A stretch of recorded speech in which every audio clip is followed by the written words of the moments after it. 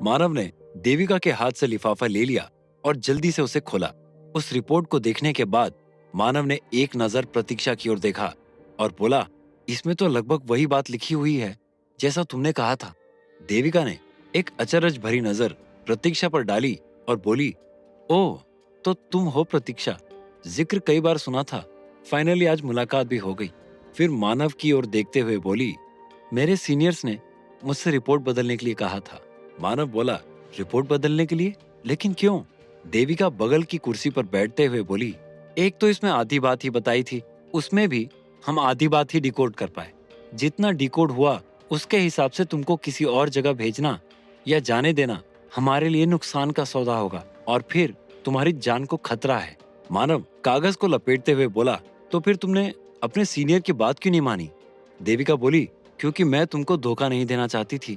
तुम ऑलरेडी बहुत कुछ झेल रहे हो और फिर तुमने टिकरी जंगल में मेरी जान भी बचाई थी। मानव बोला, तो क्या तुम उस जान को बचाने की कीमत अदा कर रही हो जिसमें प्रोफेसर विश्वेश की जान चली गई थी? देविका गुस्से में बोली, प्रोफेसर विश्वेश की जान मेरी वजह से नहीं, उनके लालच की वजह से गई है। मेरा काम तुमको सिक्योर करना था, लेकिन मुझे उम्मीद नहीं थी कि वो तुम्हारे भाई के नाम पर तुमको किडनैप करेंगे। मानव खुद को शांत करते हुए बोला, कुछ पता चला कि उनको गोली किसने मारी थी? देविका ने एक नजर प्रतीक्षा की ओर डाली तो मानव खुद ही बोल पड़ा, तुम इसके सामने कुछ भी बोल सकती हो। इसे भी मेरे पीछे प्लांट किया गया था जैसे तुमको किया गया था।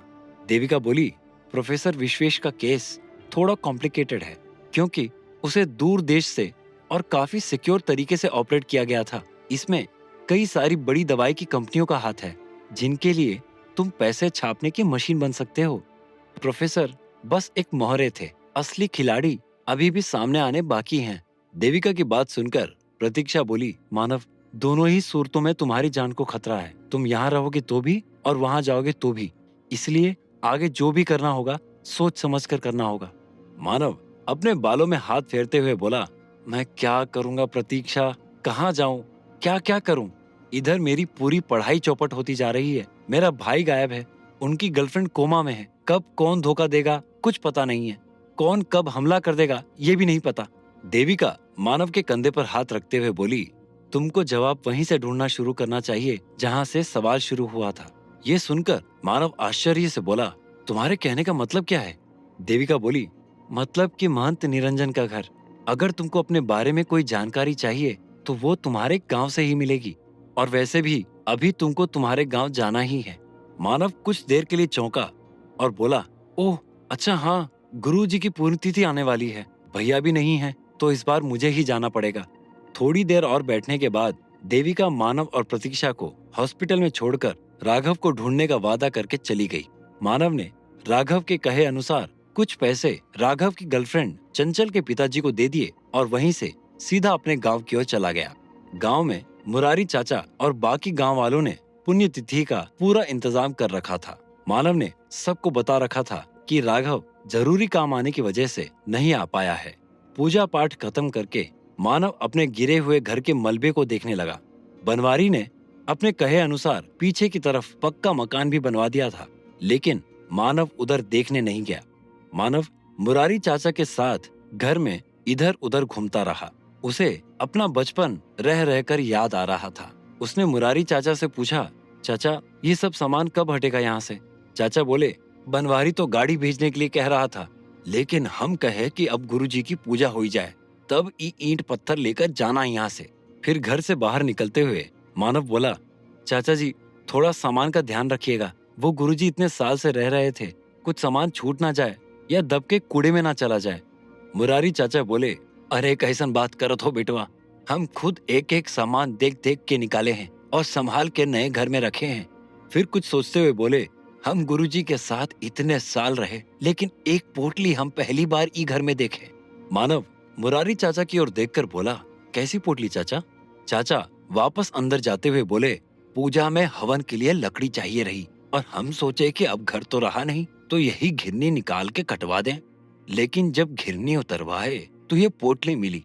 किताब जैसन है लेकिन पता नहीं कौन भाषा में है। मानव ने जल्दी से किताब को खोला तो गुरुजी की राइटिंग में लिखी हुई डायरी थी। डायरी देखकर मानव चौंक गया। उसमें भाषा वही थी जो संप्रति की थी। मानव खुद से ही बोला, तो क्या गुरुजी को वो भाषा आती थी? क्या इसलिए संप्रति को लगा होगा कि मुझे भी वो भाषा आती होगी, इसलिए उसने मुझे मैसेज दिया? लेकिन गुरुजी को ये भाषा कैसे पता चली होगी? मानव ने जल्दी से पोटली को बगल में दबाया और चाचा को प्रणाम करके वहां से चल दिया। मानव ने सोच लिया था कि अभी वो देविका या प्रतीक्षा को इस डायरी के बारे में कुछ नहीं बताएगा। मानव अब चीजों को खुद से और डिटेल में समझना चाह रहा था। वापस आकर मानव चंचल को देखने हॉस्पिटल गया तो रिसेप्शन पर एक आदमी से मुलाकात हो गई जो अपने बेटे का इलाज कराने आया था। बातचीत में ही मानव ने बीमारी की वजह पूछी तो आदमी बोला, अब क्या बताऊं तुमको बेटा, जब से यहाँ शिफ्ट हुआ हूँ प्रॉब्लम पीछा ही नहीं छोड़ रही है। मानव बोला, यहाँ कहाँ रह रहे हैं आप और कैसी प्रॉब्लम? त्रिपाठी जी बोले, अब क्या बताऊं बेटा, यहाँ ट्रांसफर होकर आया था, एक दोस्त ने घर दिला दिया कि सस्ता मिल रहा है, मालिक कहीं और जाना चाहता है, घर पसंद आ गया तो ले लिया। मेरे बेटे को पक्षियों का बड़ा शौक है, 6 चिड़िया तोते वगैरह थे, एक के बाद एक सब मर गए और अब उसी के चक्कर में बेटा बीमार हो गया। मानव कुछ पल सोचकर बोला, आपने अपने घर में पूजा पाठ वगैरह करवाई थी? त्रिपाठी जी बोले, कोई बड़ी पूजा तो नहीं, बस ऐसे ही छोटी सी कर ली थी। मानव बोला, तो हो सकता है कि आपके घर में वास्तु दोष हो या कोई नेगेटिव एनर्जी हो।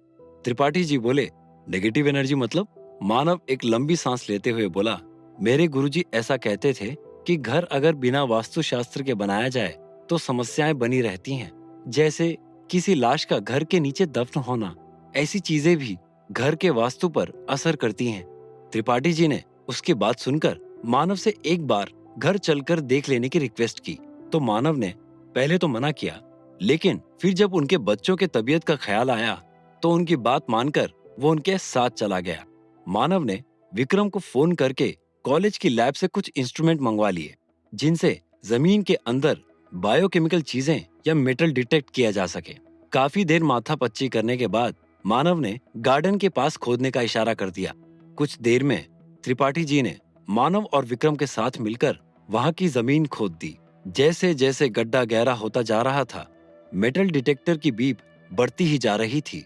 मानव ने दूसरी मशीन से चेक किया तो उसका शक यकीन में बदल गया। वहां कोई ऑर्गेनिक चीज दफन थी। कुछ देर में एक लाश मानव के आंखों के सामने थी।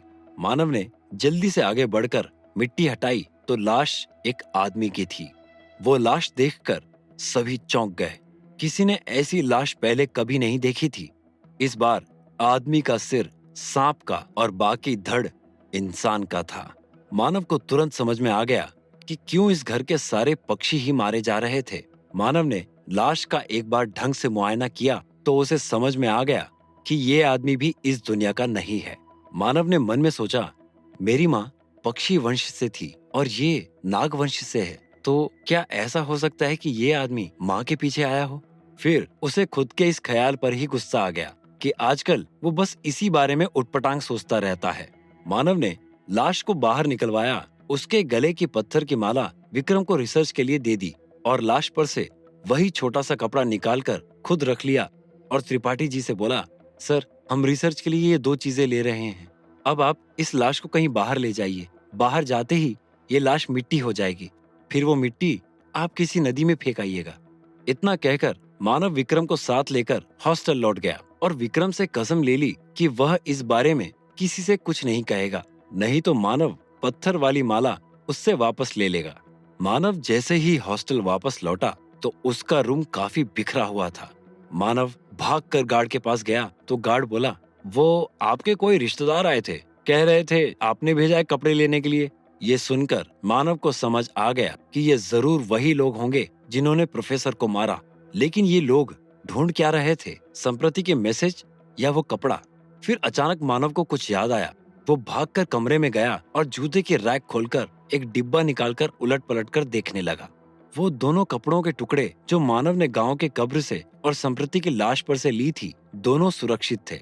मानव ये तो नहीं जान पाया कि वो क्या लेने आए थे, लेकिन ये समझ गया कि वो खाली हाथ गए हैं। मानव ने भाषा ज्ञान वाली किताब प्रतीक्षा को दे दी, लेकिन डायरी को अपने पास ही छिपा लिया। किताब पाते ही प्रतीक्षा ने कुछ दिन में ही सारे मैसेज को डिकोड कर लिया। उसने मानव को मिलने के लिए बुलाया तो वो देविका को भी साथ लेकर चला गया। प्रतीक्षा ने जब देविका को साथ देखा तो उसका मन थोड़ा खराब हो गया। वो देविका पर भरोसा नहीं कर पा रही थी, लेकिन उसके पास और कोई रास्ता भी नहीं था। प्रतीक्षा बोली, मानव, इसमें तुमसे जुड़ी हुई बहुत डीप इंफॉर्मेशन है जो बाहर नहीं जानी चाहिए। देविका तुरंत बोली, कैसी इंफॉर्मेशन? और तुमने इसे डिकोड कैसे किया? क्या तुम दोनों मुझसे कुछ छिपा रहे हो? प्रतीक्षा चिढ़ते हुए बोली, जैसे तुम्हारे कुछ सोर्स हैं वैसे ही सबके होते हैं। अब अगर तुम्हारा सोर्स तुम्हारी हेल्प नहीं कर पा रहा तो मैं क्या करूं? प्रतीक्षा ने किताब वाली बात पूरी तरीके से देविका से छिपा ली थी। मानव बोला, क्या डिकोड किया तुमने? प्रतीक्षा बोली, तुम कोई आम आदमी नहीं बल्कि राजा के बेटे हो। उन्होंने तुम्हारी सिक्योरिटी के लिए तुम्हें यहाँ भेजा था और 18 साल के होने पर तुमको वापस लौट जाना था, लेकिन तुम जिनके साथ आए थे वो सब के सब मर गए। मानव ने बीच में टोकते हुए बोला, मर गए या मार दिए गए? प्रतीक्षा बोली, संप्रति या उनका दल इस बारे में कुछ नहीं जानता है, क्योंकि उन्होंने तुमको तब ढूंढना शुरू किया जब तुम्हारे वापस जाने का टाइम आ गया था। संप्रति के हिसाब से वो सारे लोग मर चुके हैं जो तुम्हारे साथ आए थे। प्रतीक्षा फिर कुछ देर ठहर कर बोली, तुम्हारी माँ भी तुम्हारे साथ आई थी जब तुम वहां से निकले, तब 8 महीने के थे। देविका बोली, तो मानव के पापा इसको लेने क्यों नहीं आए? प्रतीक्षा बोली, क्योंकि वो भी मर चुके हैं। अब मानव अपने खानदान का इकलौता वारिस है। मानव कुछ देर के लिए शांत हो गया, फिर धीरे से प्रतीक्षा से बोला, अगर मैं इकलौता वारिस हूँ तो राघव भैया, क्या वो मेरे सगे भाई नहीं है? प्रतीक्षा बोली, अगर राघव तुम्हारा सगा भाई होता तो संप्रति उसके लिए आता। मानव बोला, क्या संप्रति ने बताया है कि मेरे पिताजी कैसे मरे? प्रतीक्षा बोली, उन्होंने बताया है कि 3 दल हैं, गरुड़ दल जो कि तुम्हारा दल है, नागवंश और अश्व दल। इनमें जो लड़ाई हुई उसमें तुम्हारे पिताजी घायल हो गए। उनको किसी ने धोखा दिया था, वो मैदान से बच निकले और गायब हो गए। अब दल ने उनको मरा मान लिया है। संप्रति का मानना है कि उनकी लाश भी इसी दुनिया में है। वो अंतिम वक्त पर तुमको देखने जरूर आए होंगे। मानव बोला, और मेरा खून, मेरे क्रोमोसोम्स? प्रतीक्षा बोली, वो लोग इसलिए तुम्हारे पीछे हैं क्योंकि तुम्हारे पास 2 प्रजाति की ताकत है। तुम्हारे माँ बाप अलग अलग प्रजाति के थे और अब तुम्हारे खानदान में इकलौते तुम जिंदा हो और बाकी दल वाले मर चुके हैं। मानव बोला, क्या तुमको वो जगह पता चली जहाँ संप्रति ने मुझे 18वें जन्मदिन पर जाने के लिए कहा था? जब तक प्रतीक्षा कुछ बोलती, देविका बोल पड़ी, बस बहुत हुआ, अब बंद करो ये सब। तुम लोगों को पता भी है कि तुम लोग क्या कर रहे हो। 18वें जन्मदिन वाली बात बहुत सालों पहले कही गई थी। उस दुनिया का समय इस दुनिया के समय से अलग है। अब वहाँ कोई नहीं बचा होगा मदद लेने लायक। मानव प्रतीक्षा की ओर देखकर बोला, तुमको जगह पता चली या नहीं? प्रतीक्षा धीरे से बोली, पंचजन्य जंगल के पास एक गरुड़ मंदिर है, उसे ढूंढकर वहाँ गरुड़ स्तुति करनी होगी तुमको। देविका बोली, ये जंगल तो उस जगह माना जाता है ना जहाँ श्री कृष्ण ने अपना देह त्यागा था? जवाब में देविका ने धीरे से सर हिला दिया। क्या मानव जाएगा पंचजन्य जंगल की ओर या देविका कामयाब होगी उसे रोकने में? क्या मानव अपने और निरंजन महंत के रिश्ते पर से पर्दा उठा पाएगा? और कैसे हुई मानव के मां की मृत्यु? जानने के लिए सुनते रहिए पक्षीराज, सिर्फ और सिर्फ पॉकेट एफएम पर।